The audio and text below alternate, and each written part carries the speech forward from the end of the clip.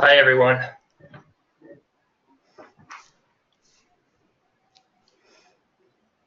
So I think the best way to start is to, I guess, kind of talk a little bit how this all came to be. And it started when this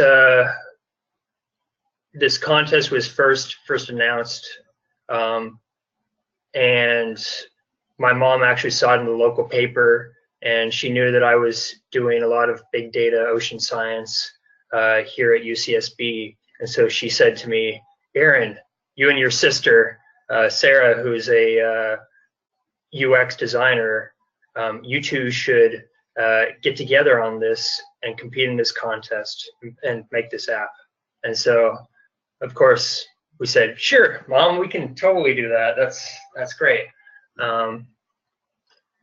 And so we decided to do the ocean acidification challenge in the X Prize contest because first of all, I thought it was probably going to be less kind of a less I thought there'd be fewer competitors, more or less, and I thought that somebody needs to try to do this right. And so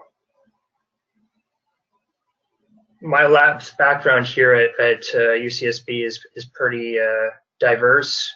We do a lot of machine learning on different oceanic tracers, both chemical and physical tracers that we use for our dynamical circulation models.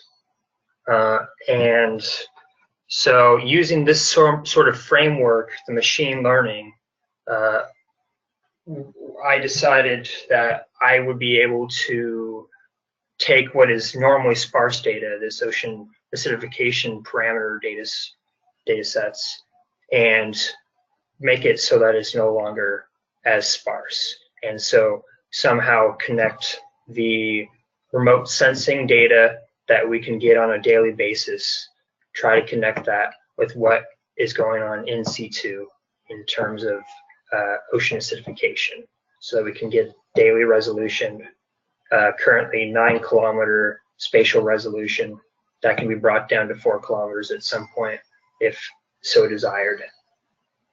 And what SOpHIE is just the coastal regions of this model. So the entire model itself is global, 9-kilometer resolution, daily temporal resolution, and it's a lot of data to store.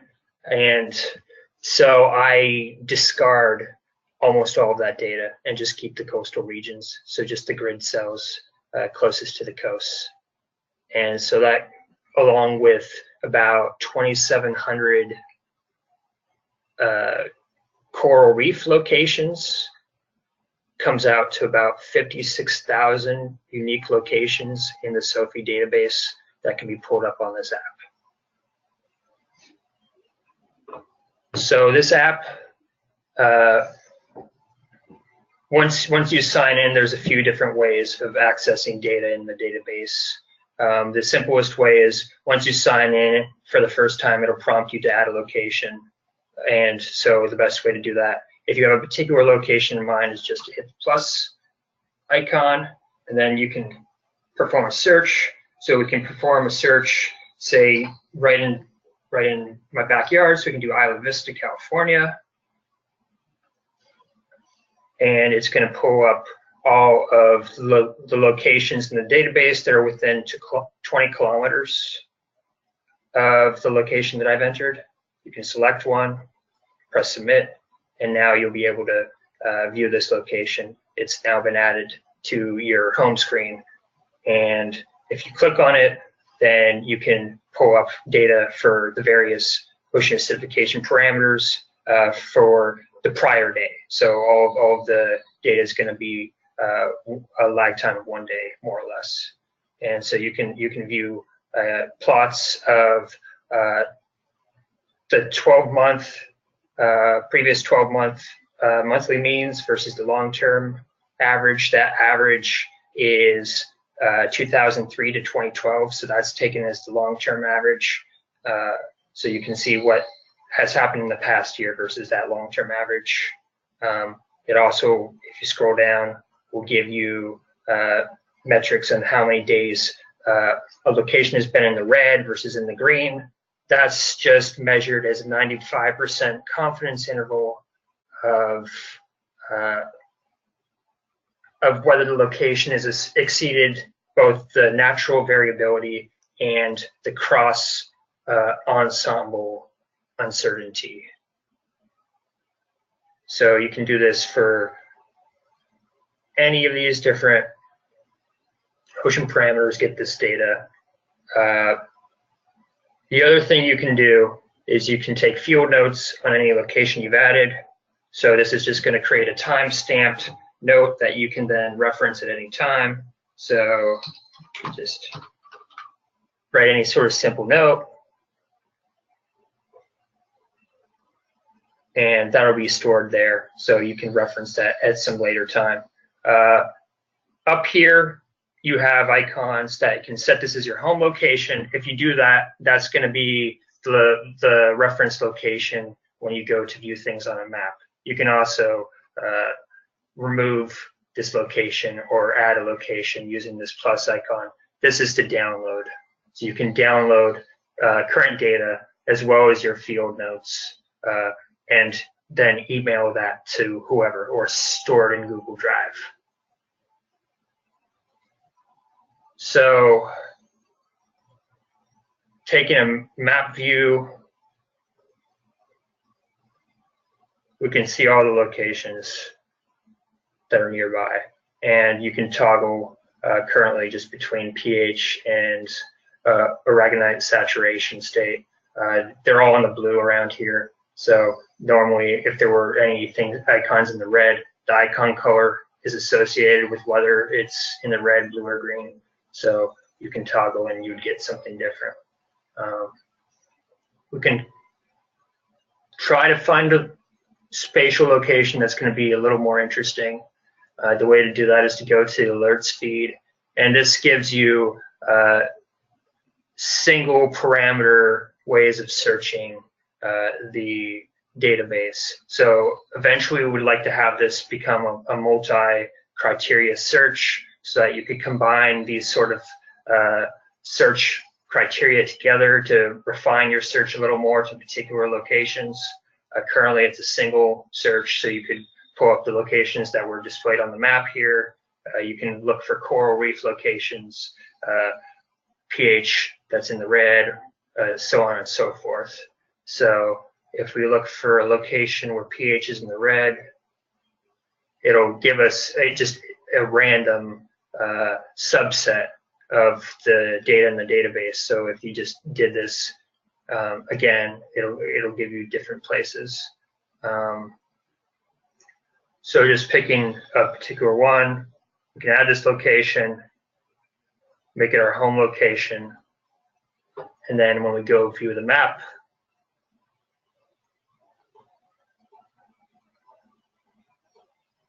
we can then view locations at this new home location. And so if you wanted to look at a location in the map view, you could do that. And if you click on that icon, then you'll just come up to the same sort of alert screen where you can look at all this data as well, add the location again if you so desire. Hi, Aaron. This is Libby Jewett at NOAA. Can you hear me? Yes. Yeah, so I have a question because I'm just so surprised that you're finding this many in situ data points for ocean acidification parameters. Who's taking this data? Do you know in like this case where you're showing this particular area? So none of the data that's being displayed is in situ. I had to go and collect as much in situ data I could find. and then using a machine learning technique, I associated the in situ data with what you measure in satellite from satellites. So taking sea surface temperature and chlorophyll A as inputs, we essentially constructed nonlinear relationships between what the satellites see and what was actually measured in the surface.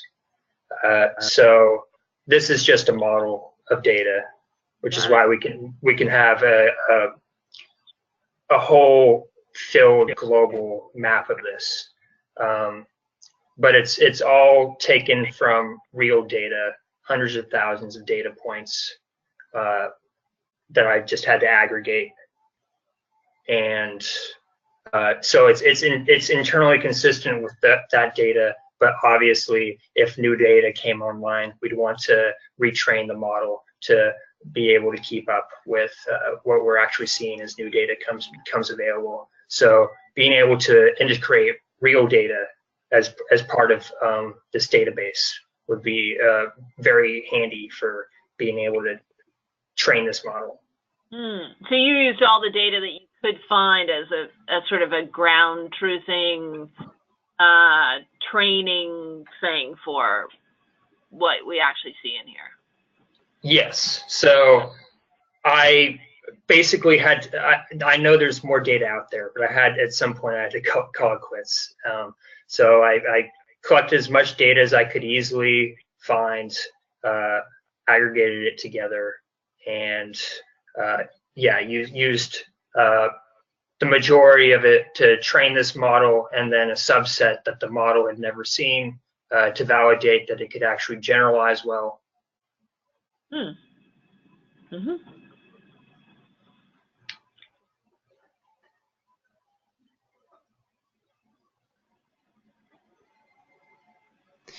Aaron, is this a good time to take other questions as well, or do you have other things you want to share? I think this is most of the features. I guess the only other thing I was going to show is the download feature, so I can show that now.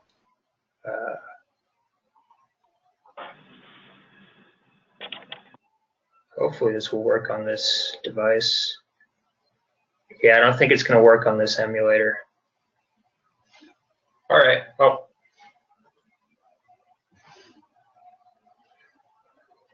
Yeah, I think this would be a good time for Q&A then. Awesome. Thank you. And I think everyone should be self-muted right now. So I see David and Eugene and Lisa, if you guys, and any OAP staff too, if you want to unmute yourselves and ask questions, feel free to do that. Hi, Aaron. This is David. So I missed the very beginning of this. Can you guys hear me? Yep. Yes. Okay. So I missed the very beginning. I apologize for that. But maybe following up on Libby's question, as we develop better methods and better ways of monitoring, is this app set up to sort of absorb that information and those numbers, and is it possible to say filter by, I imagine, some system where you can filter data and maybe the model by measuring method? So do you have layers of data that will go into this? And again, I apologize if I missed some of that. So I believe that if we did start actually using the aggregated data, or we had online collection of data that's being aggregated, that would be something that you could absolutely do. But as it stands, this isn't storing any in situ data, and it's not making any distinction between the methodology with which the data was collected. I just performed simple sort of quality control on the data, but this is all just model data currently. Okay, thank you.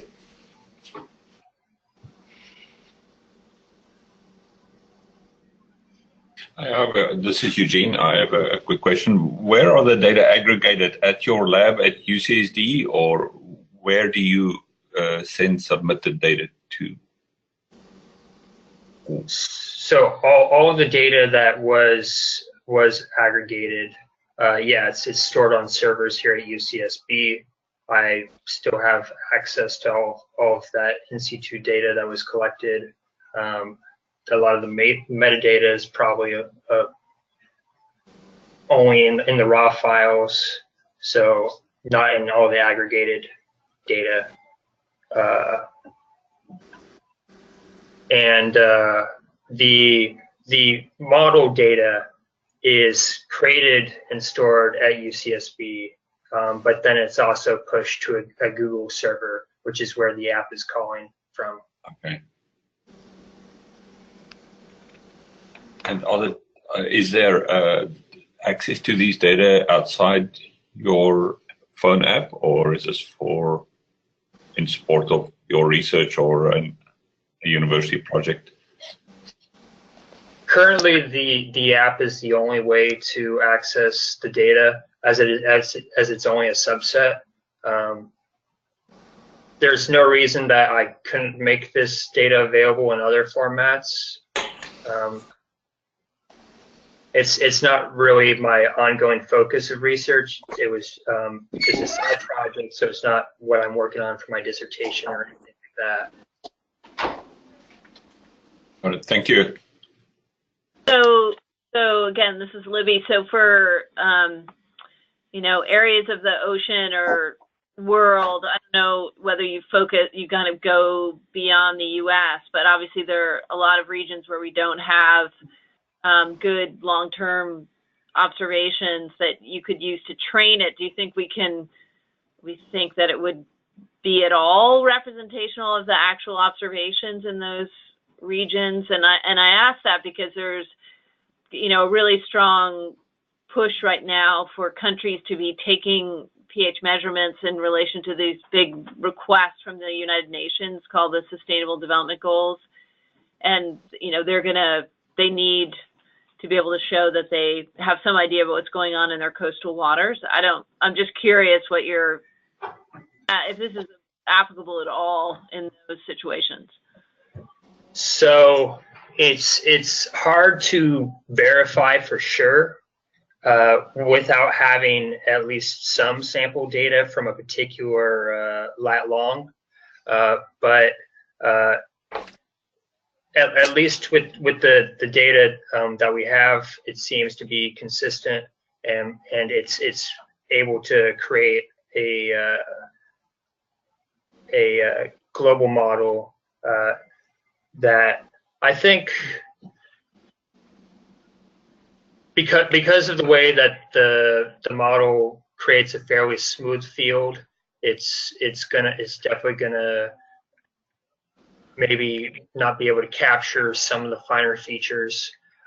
One thing that would probably help improve this would be having both an open ocean and then a coastal model.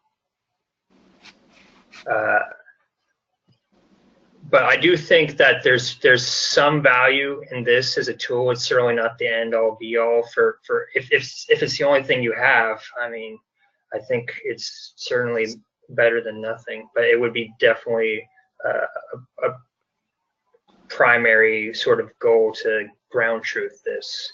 I'm curious, when you go into the app and you're looking in a particular area, I mean, is there an indication that you, the app developer, are sort of more certain, like the certainty level around the numbers that you're giving might be more certain in certain areas than in others?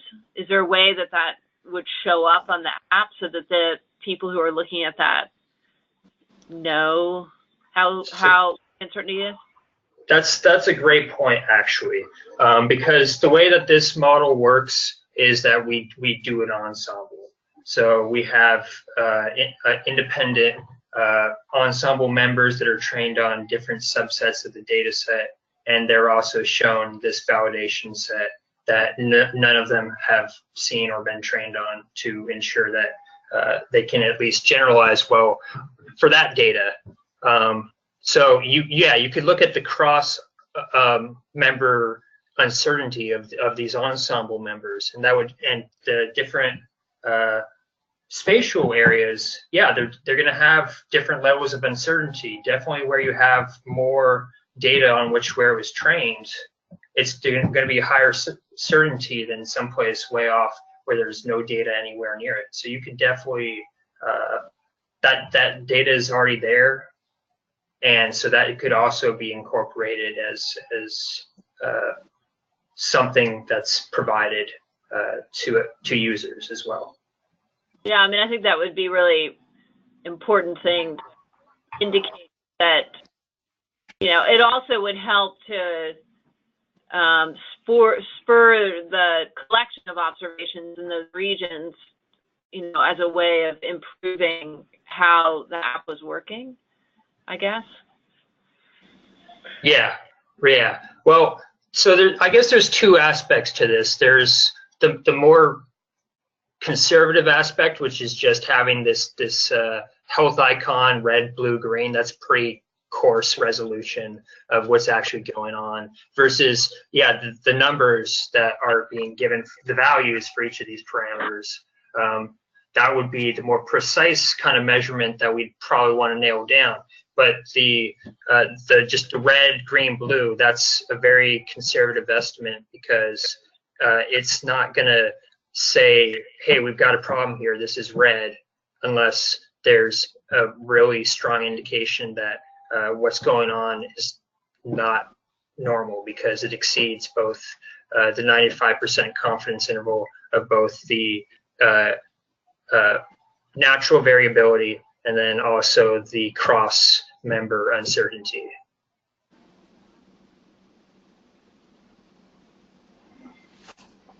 So that's probably the part that I'd be more confident in currently.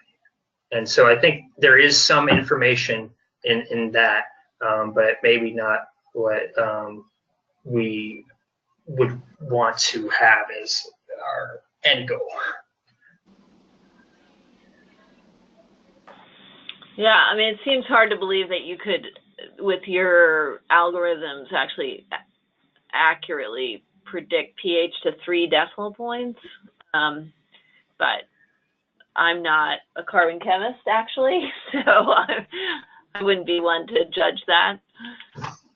Right, and well, the question will also have to be is how you're right.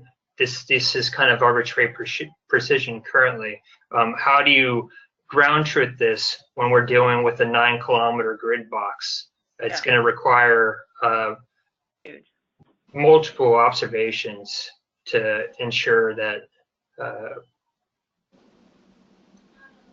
that we can actually ground truth this.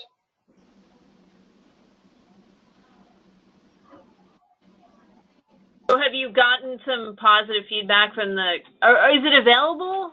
Is it available through iTunes, or I haven't, is it available? So this app is only available on Android currently. iOS is in development, but probably the main focus is going to be on creating a web app so that it's platform independent. More people will be able to access it regardless of what brand their phone is. Yeah. And we can probably move away from the mobile platform entirely and have it so that you can pull it up in your web browser on your laptop or what have you. Mm-hmm. So yeah, the Android app is currently available. About 50 people or so have downloaded it. Our retention rate seems to be quite good. People seem to be, our daily users seem to be a pretty high number of those 50 people so far. And these people are distributed on every continent. Huh. So it's a small but loyal group is what it seems to be. So Aaron, I'm sorry. Again, I apologize if I missed this at the beginning, but is the primary purpose of the app to push the model out to users or to give opportunity for users to improve the model? by observing and uploading data, like which does it flows both ways, or? Currently, it's only unidirectional flow, so it's only providing the model data to the users. But it would be pretty easy to, at least with the current framework, if we just continue to constrain it to the actual points in the database, it'd be simple enough to allow users to upload data as well. The question then is, well, is this data that's private to the individual user, or is this data that they're sharing with everyone? Also, there's database requirements in terms of how much upload and download I can do from a cost perspective. Okay.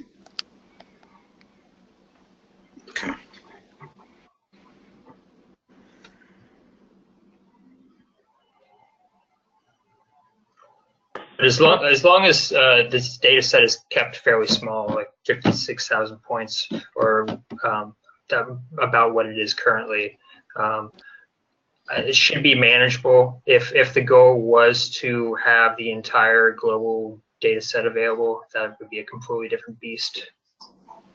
Yeah, that would really be what you would want, right? I mean, you'd want that data set as big as possible. Yes. Where did you get the observations? Were you pulling that from the NOAA archive, or where was that? Primarily that, yes, and some different coastal monitoring groups, especially in Santa Barbara, some of the LTERs, and some other long-term monitoring groups, like monitoring sites like at HOT or like HOT at and the World Ocean Database. A lot of that data is in need of serious quality control, but there's a lot of it.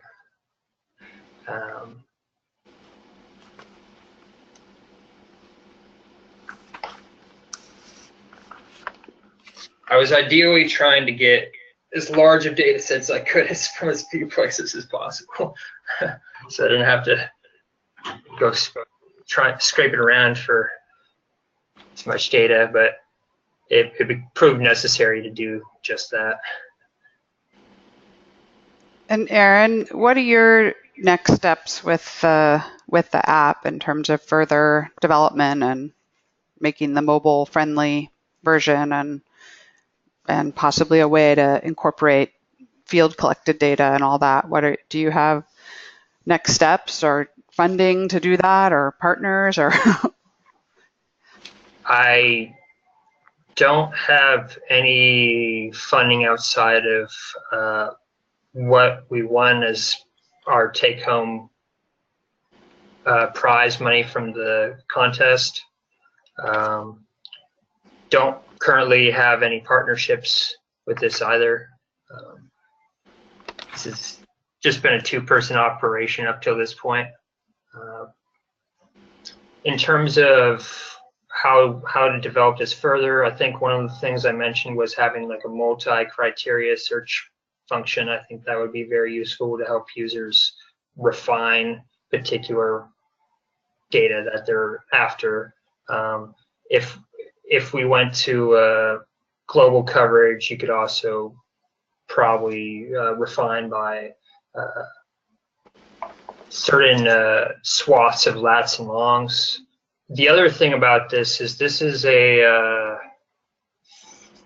more than 15-year-long data set at daily resolution.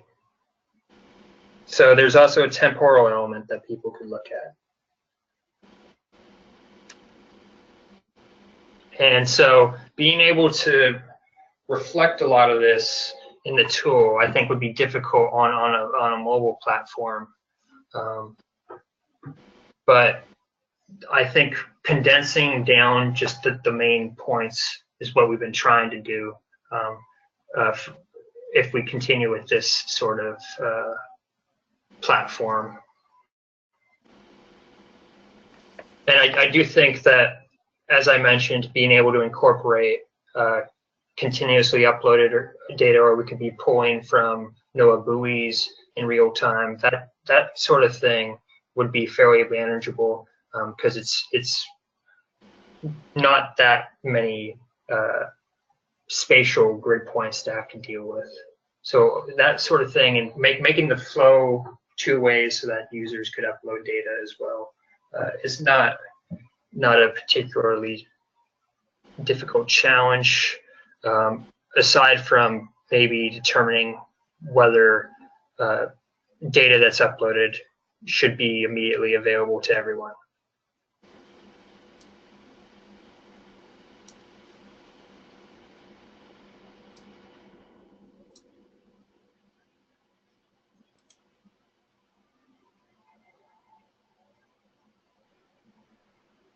So Aaron, I'm afraid I'm going to have to, I have to turn my attention to something that's due by the end of today. But this is Libby again. Thank you so much. It's really great to see, you know, bright minds focusing on some of these perplexing questions that we're trying to solve. And, you know, thank you for putting all this effort into this. And I hope we can continue to hear, you know, as you have questions or you're looking for new data sets to, or I don't know if you're going to keep working on it, but, you know, to train your system, you know, we're here.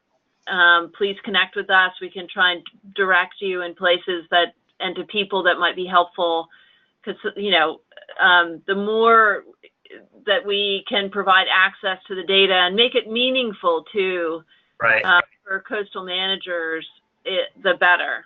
So thank you so much for. Thank you. Yeah. Thanks. And Libby.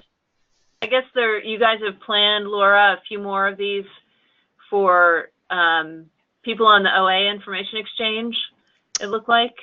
Well, we recorded this one, so I can post the video recording up there with Aaron's contact information. But you know, we could certainly set up a follow-up meeting too, if that. Or maybe like post it in on a couple of the teams. I don't know. Maybe the California Current team, just to get and tag some people that you might want to pull in, like Joe Salisbury, who does a lot of satellite OA kinds of work, and Ruben Van Huydunk, and you know, people like that are maybe on the exchange or maybe not, but you can invite them to join, and that becomes a way to like increase usage of the information exchange, but also provide Aaron with input. I think would be really great. Plus, we should get Dwight to listen, because he's obviously big into satellite observations and probably could provide a lot of constructive feedback. Okay, I'll post it in there, and if I miss tagging people, maybe someone who knows all these people better can do that. Okay, yeah, I'd be happy to. Tag me, and then I can like tag a whole bunch of other people. That sounds awesome. Yeah. Thank you. Yep. Thank you, guys. Yeah. And Dave Long, are you still there? Yes, I am. Yeah. Do you see, do you want to just give a little, like, do you see any connection between the fighter and this app? Like, is there any way those two might be able to coordinate or talk to each other? Yeah, I mean, when I saw this, the way I have a pretty grand, you know, I don't have a clear idea of all the capabilities of the app, but when we saw this, we were really excited because, you know, what we envision is a really fine-scale spatial collection of pH data in coastal waters using this instrument that we've been developing, and having many, many users doing that. So if the model evolved sort of in real time to incorporate that data source so that the spatial resolution and maybe also the time dimension that you mentioned, Aaron, was you know, digestible and summarized by the model, that's what we're pretty excited about. And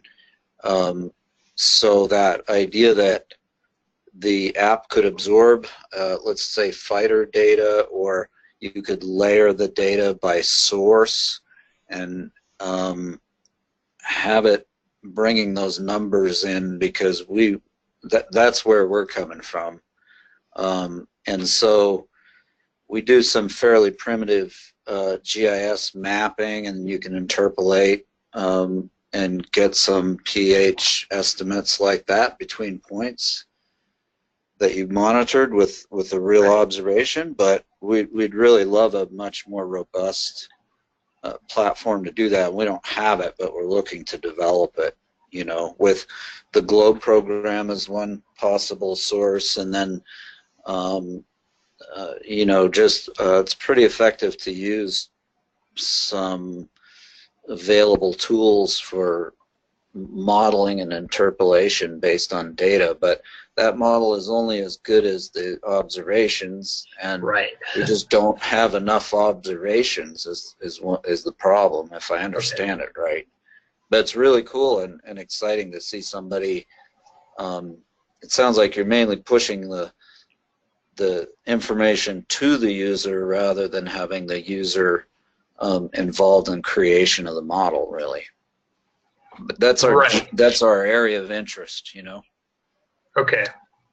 Well, I do think that the way that the database is structured, the way that the model is flexible in this way, even though it's currently static, it's a fairly simple thing to get it to be more on the fly, able to assimilate this new data and update. So I do think that there is some flexibility in this current framework to be able to incorporate user inputs. So that's definitely a potential path forward, especially if the desire is to improve the model, which I do think that, yes, that is something that needs to be addressed, because currently, yeah, I mean, I am able to validate it on the data that I have, but to ensure that it continues to generalize well, that's going to require more data, new data that it hasn't seen.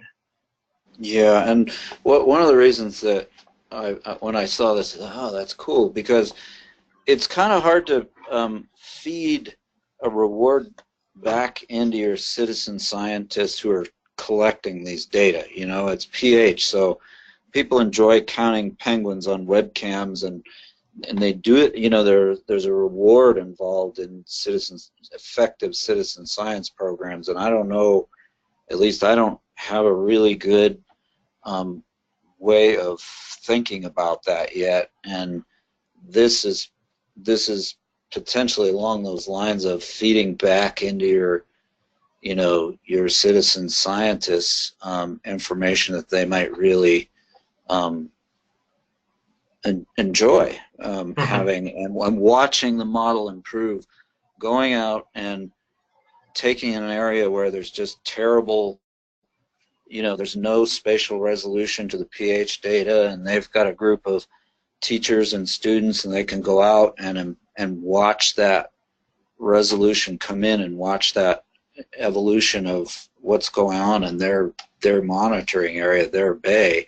And so that direction is really cool. And if it was a loop, to get some momentum built up around that loop, it'd be really a great thing. I definitely agree with that. I agree with that, yeah. So Aaron, is it like more funding or staff time, or like what would be the steps to get to that? Well, I think the first thing that would have to be decided on is what the platform is going to be for the users to both access and then submit this data, because that is going to kind of push a lot of where the first sort of steps would have to be in this approach, because we could just use what I have currently, just use this Android app, but you'd be limiting your user base to just people with Android phones, and that is the majority of people with smartphones around the world. But still, I think there is a disconnect between potentially the people that would be collecting the data and the people that have access to this platform. I agree. I think the web app would definitely be beneficial for the iPhone and other phone users.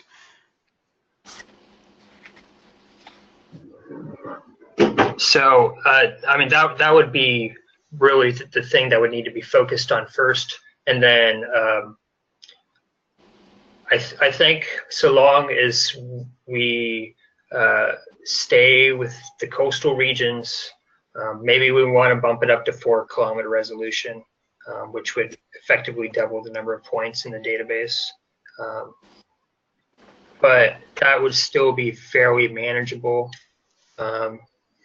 Depending on how much data is being submitted by users, it could be problematic just from a database cost sort of side of things, just because I do currently have a cap on downloads and uploads. But these costs are fairly nominal if they can be kind of kept under wraps. So probably where resources would have to go is into creating the web app so that it's very functional, easy to use, not definitely robust, so it's not going to be buggy or anything, and deciding how the data is going to be presented, accessed, which was sort of way that we think users want to interact with the data. So a lot of this design element sort of thing is really where a lot of the time would be sunk, because it's a simple enough thing to change my database to take in data, and then I can just route that to my servers and then train the model. That's fairly it would be quick to do in comparison to rebuilding the platform from the ground up. So Aaron, can I ask you, your model,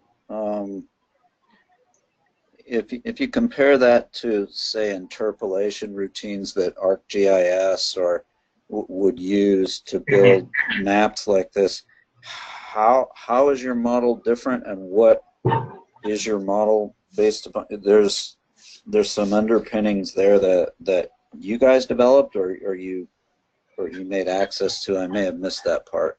Yeah, so in my intro, I discussed how my lab at UCSB has gotten really big on using machine learning to handle various sorts of ocean tracers, both physical and chemical tracers, that we use to feed into our dynamical circulation model. But we're really big on improving some of these scarce data sets via interpolation. And we use artificial neural networks, and these allow you to represent any possible nonlinear function that might best represent how the data actually interacts. So this model is creating nonlinear relationships between the satellite observations and the spatial distributions of the data, and what the data actually are saying in terms of their measurements. Okay. You know, Libby was getting out the ground truthing thing. I do think our instrument would be a great way to do some of that. You know, if you put a logging instrument out there, it's a pretty committing thing because of not just the cost, but you set it up there and it's going to make some observations as a function of time. But Right. we can run around spatially with our instrument, and you know, maybe that would be something that could be talked about once we are really in production, is using something like ours to do the ground truthing. I definitely agree with you on that, because I think it is more about the spatial component. As it stands, there's going to be a lot of natural variability that the model's just not ever going to be able to capture, because things change so quickly on a temporal basis. So yeah, we could certainly log this at a very fine resolution, but the model is not going to be able to do anything with that. The satellites are only producing data once a day, observations once a day. So it really is more about, yeah, getting that nice spatial resolution. And that isn't to say that there isn't a need for continuous data collection, but the temporal resolution of that can be much coarser. Yeah, yeah.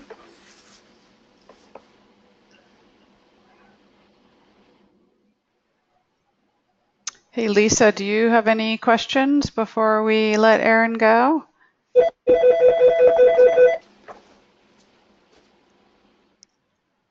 Oh, sorry, Laura, I was muted. I don't have any questions. You know, as you know, we're working with David and his folks deploying people out for plankton collection. pH and so on is part of that suite, using the fighter. I should let you know that I was at a Global Waves conference just the last 3 days, and the X-Prize gentleman that oversees that program talked about SOpHIE. So it was perfect timing when I saw this webinar from Laura. I was like, oh, I really wanted to know more about what you're doing. So thank you very much for your presentation. Great. Well, I'm glad that there is interest in this, and as it is, it's fairly small in terms of the user base, but that's to be expected, it being a single platform and not very widely promoted. So it is good to see that there is an interest in the scientific community, but then also in the user base that I do have, just seeing that there is a very high retention rate. So people do want to use the app. They do want to have this data. Well, I think, and one of the things I should mention, and we shouldn't forget, if not just for the scientific collection, you know, this was a meeting yesterday. It was here in Santa Cruz, a conference that involved international surfing community. And there's a huge push for the international surfing community to want to have water quality information easily accessible to them for obvious reasons, for different surf spots around the world. And so for me, it was important to know that things like harmful algal blooms and having information real time and quickly and accessible was a good thing. And so I think that goes for pH as well. There's, you know, the user groups of this app. How do you look at it that way? Like, what kind of information is it going to give to people that are, you know, so it can be used more and not just, you know, for scientific purposes. Right, and I think as it stands, probably the best path forward in that regard for non-science users who probably don't care what the actual number is. They're more interested in how that relates to normal versus abnormal. So right, I kind of see this coarse resolution health icon as a great sort of metric. I think users want, like non-science users are going to want those simple metrics that Right. show them that things are okay, or okay, maybe things aren't actually okay and we need to start looking for solutions. Especially if there's a consistent trend in things getting worse. If pH goes into the red for any given day, okay, it could just be a fluke. But if there's a consistent trend of things, that's probably something to consider. And so I think being able to have these digestible kind of parameters, like just being able to see that things are green, blue, or red, being able to see, okay, in the past year, how many days have been red, green, blue, or red at any location. I don't know if there's any other kind of metrics that would be especially useful to these users at this point. Those are just some simple ones that I could think of. They're really, from the surfer perspective, that particular user group is really interested in water quality, right? And harmful algal blooms and the things that affect them. But, you know, all of those things relate to, you know, the overall water quality health of a location. So the fact that your geographic is super and it's over time, super, you know, and yeah. I think it will be a great informer in combo with other things. Yeah, and just one of the things I would say, just to be a little bit careful about the green, blue, red, particularly in upwelling areas like we have off the coast here. You'll get so much variability, you know, over, like, you know, in the spring when we get upwelling happening and offshore winds, and you'll see the pH go from 7.6 to 8.2 over a span of days, and up and down and up and down. So I think you'll want your green, blue, red to be kind of more location specific, like on a coral reef or somewhere else where you might have more stable pH, you know, other than the diurnal cycle. That might be more helpful than places with big variability. So just something to keep. Right. So yeah, so it definitely wouldn't be able to capture diurnal cycle because it's going only day by day. But you're looking at these metrics in terms of what is a normal month versus a non-normal month. So there's obviously certain months of the year in Santa Barbara where we expect there to be upwelling versus downwelling. So if there's a shift in those sort of patterns, you would be able to pick that up. That's sort of natural variability if things stayed the same, but if there was a shift, that would be an issue. And this metric takes into account how much natural variability there is at a site. So at some sites, it's really hard for the icon to ever go red or to go green because the spread in what is possibly just natural variability is so wide that so it already takes that into account depending on the area. Yeah, cool. So it's looking at what you'd expect to normally happen. So I like I said, I have a 15-year-long data set with daily resolution, so you can definitely get a reasonable look at what kind of spread you'd expect. That's great. Aaron, I'm sorry to interrupt, but I have to run and teach, but I just wanted to thank you very much for taking the time to do this. It's really cool, and who knows, maybe we'll be able to push some data through, and yeah, it's really a really great thing. So thank you very much. Thank you. I appreciate your input. Yeah, and I'd love to get both of you signed up for the OA information exchange so that we can continue this conversation through that network. So sign me up. Thanks, Laura. Okay, thank you. Yep. Yeah, thanks so much, Aaron. Any other last-minute questions? I know I've got to get to 1 o'clock as well, so really, really appreciate it. Thank you so much for sharing this, and I hope we can continue to work with you to, you know, improve it and add data, and also looking forward to the mobile app coming out as well. So. Yeah, thank you, Aaron. Thank you. Great, thanks.